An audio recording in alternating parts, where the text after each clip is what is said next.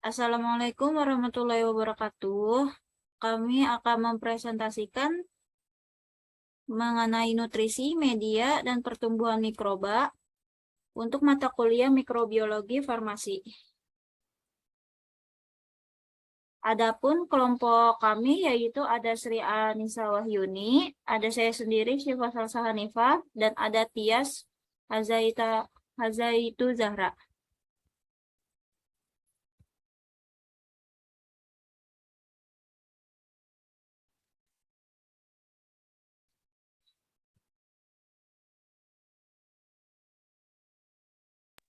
Baik, selanjutnya saya akan membacakan materi tentang kebutuhan mikroba. Yang pertama ada kimia atau nutrients, ada karbon, nitrogen, sulfur, fosfor, ada trace elements, ada oksigen, ada organic growth factors. Yang nomor 2 ada fisik, yaitu ada suhu, pH, dan tekanan osmotik. Yang selanjutnya ada kebutuhan fisik. Yang pertama ada suhu atau temperatur. Suhu pertumbuhan mikroba terdiri atas suhu minimum, suhu optimum, dan suhu maksimum. Yang kedua, ada pH derajat keasaman. Berdasarkan pH-nya, mikroba dikelompokkan menjadi asidofil, neutrofil, dan alkalifil. Yang terakhir ada tekanan osmotik. Berdasarkan kesukaannya terhadap tekanan osmotik, mikroba dapat dikelompokkan seperti yang pertama ada halofil, menyukai kadar garam tinggi, contohnya Alivibrio, Fischeri, optimal pada potensial air yang kecil. Yang kedua ada ekstrim halofil, kadar garamnya lebih tinggi, contohnya Halobacterium salinarum. Kebutuhan kimia atau nutrients ada air, karbon, NSP, oksigen, trace elements, dan growth factor atau vitamin. Kelompok mikroba berdasarkan kebutuhan oksigen ada aerob, anaerob, obligat, ada organisme fakultatif, ada mikroaerofil, dan yang terakhir ada anaerob, aerotoleran. Selanjutnya ada biofilm. Mikroorganisme jarang hidup dalam kolonil spesies tunggal yang terisolasi seperti yang kita lihat dalam cawan Petri di laboratorium. Mereka biasanya hidup dalam komunitas yang disebut biofilm. Biofilm ini berada dalam matriks yang terdiri dari polisakarida, juga mengandung DNA dan protein yang secara informal disebut lender atau slime. Terima kasih.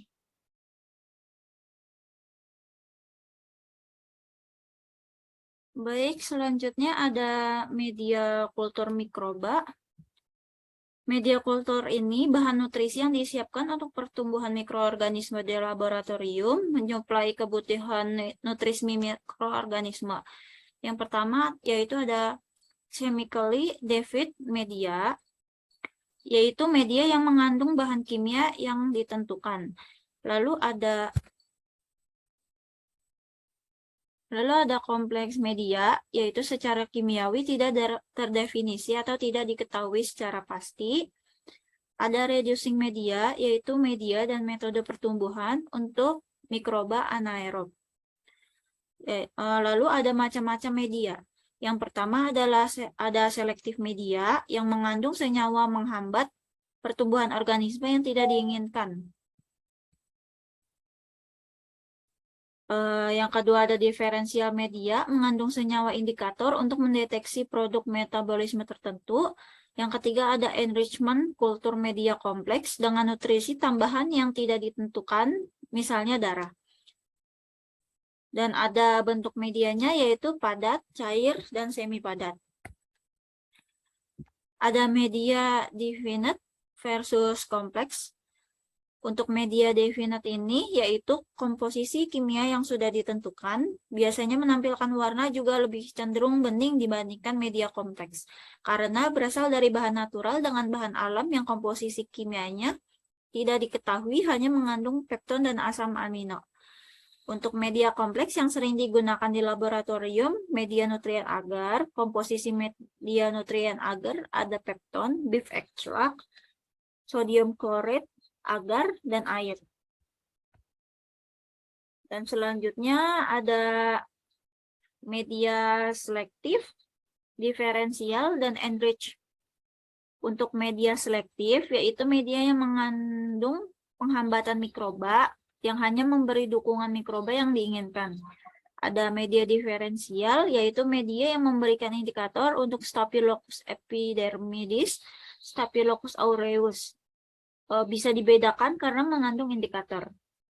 Ada media enriched, diperkaya dengan darah domba karena ada beberapa mikronya yang akan tumbuh subur, sehingga memberikan media yang ditambahkan darah.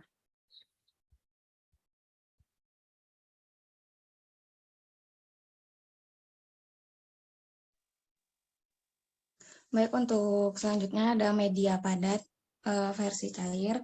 Yang pertama, media kultur dapat mengimobilisasi pembentukan sel dari massa yang terlihat dan terisolasi kolonial, yaitu biasanya 1,5% sebagai agen pemadat. Yang kedua ada agar cawan atau agar flat. Yang ketiga ada agar tegak atau agar deep tube. Dan yang terakhir ada agar miring atau agar slant. Untuk media cair atau broth itu tanpa agar. Dan yang terakhir ada media semi solid sedikit agar akan mendeteksi motolitas bakteri. Next.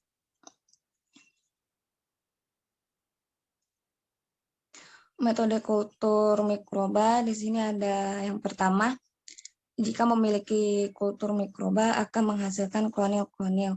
Dan yang kedua ada strict plate atau agar gores. Yang ketiga memperoleh kultur murni atau isolasi mikroba secara aseptik. Yang keempat ada mengawetkan kultur bakteri dengan cara refrigerating, deep freezing, dan fresh drying atau lyophilizating. Yang kelima ada special kultur teknik untuk mikroba yang sangat berbahaya. Next.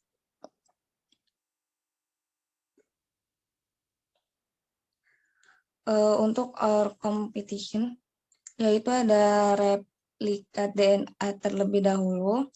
Setelah itu kromosomnya terbagi menjadi 2, terbentuknya dinding sel dan terpisah, dan terakhir ada selnya mengalami vaginasi. Next. Untuk pertumbuhan dan reproduksi mikroba, itu faktor-faktor yang membataskan reproduksi mikroba. Yang pertama, keterbatasan makanan, air, dan nutrisi. Kedua, ruang. Dan ketiga, akumulasi metabolik yang bisa menghambat tumbuhan. Keempat, ada kekurangan oksigen. Kelima, perubahan pH. Dan yang terakhir, suhu. Next. Pengukur pertumbuhan mikroba itu pengukur mikroba secara langsung. Fabio plate dan count atau disebut dengan CUP. Yang kedua power plate dan split plate. Yang ketiga ada serial division atau pengenceran secara berseri. Yang keempat ada filtrine. Yang kelima ada perhitungan mikroskop langsung. Dan yang keenam ada MPN method. Perkiraan jumlah mikroba melalui metode tidak langsung seperti tubiditas dan aktivitas metabolik dan berat kering. Next. Ya, sekian dari kelompok kami. Kurang lebihnya mohon maaf. Wassalamualaikum warahmatullahi wabarakatuh.